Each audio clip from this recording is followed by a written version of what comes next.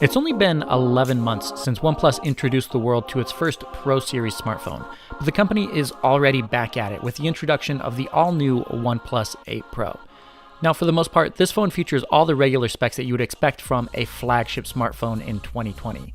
But OnePlus is also pushing things just a little bit further to make sure its flagship device truly stands out.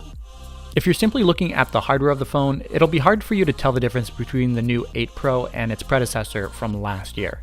The camera setup though is slightly different due to the inclusion of a fourth camera, and you'll also notice that the pop-up selfie camera on the 7 Pro has been swapped out for one that peeks through this phone's display. Other than that, you still get the sleek metal frame sandwich between curved glass on the front and the back of the device. But this phone also has one feature that you actually can't see with the naked eye. This phone here sports an official IP68 dust and water resistant rating, which is actually a first for a OnePlus smartphone. The most noticeable difference between this year's phone and last year, of course, comes down to the display. This time around, you're looking at a Quad HD 6.78-inch OLED panel with a 120Hz refresh rate and a 240Hz touch sampling, which delivers the smoothest screen that I've ever used on a smartphone.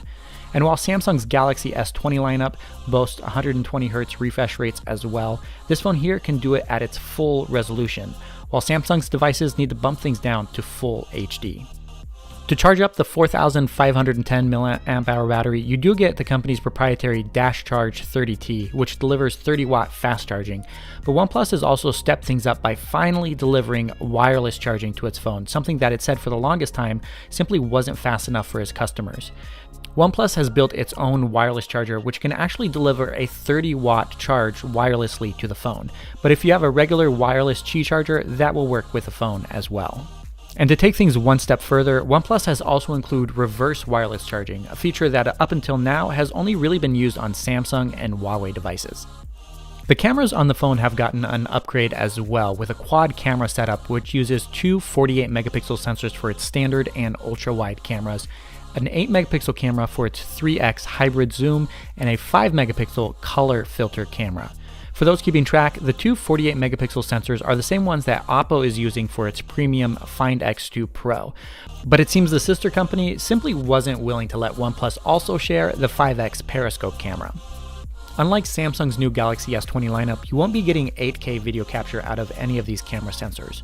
But OnePlus is optimizing 4K video capture at up to 60 frames per second with enhanced optical and electronic image stabilization, which work simultaneously.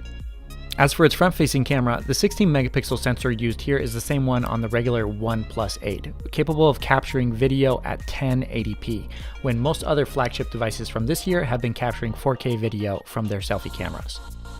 To finish off the spec sheet, you're looking at a new Snapdragon 865 processor, which of course comes with 5G connectivity, 8 or 12 gigabytes of LPDDR5 RAM, and 128 or 256 gigabytes of storage. And of course, that brings us to the price. The base model of this phone will be selling for $899, making it the most expensive smartphone in OnePlus's lineup that we've ever seen, and significantly more expensive than last year's OnePlus 7 Pro. Leave us a comment below and let us know if you think the new price of the OnePlus 8 Pro is definitely worth the upgrades that this phone has.